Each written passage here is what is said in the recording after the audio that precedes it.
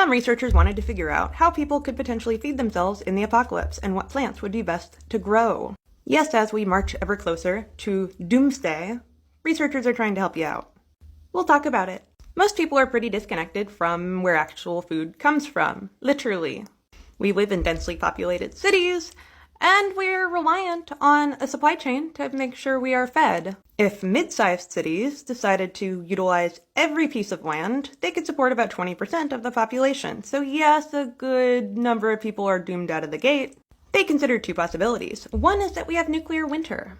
The other is that we have a normal climate and our supply chain is simply decimated. So no fuel, no transport, and no communication.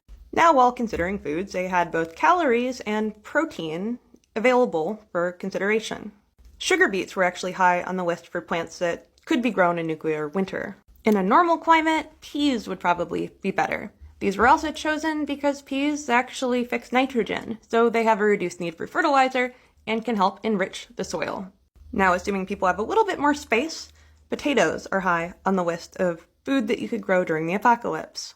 Granted, I have kind of a visceral reaction to suggesting everyone should grow potatoes.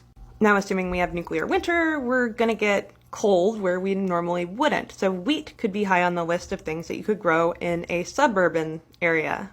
Although, same problem, if everyone starts growing wheat, we'll probably end up with a dust bowl. But if we have nuclear winter, we've got other problems. Now, what works for everyone is going to be canola, because that could be used as a biofuel.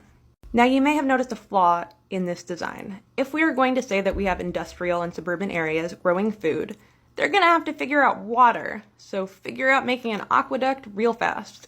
Likely, the only communities that might be able to pull this off are ones that have water supplies and the know-how of how to make irrigation work.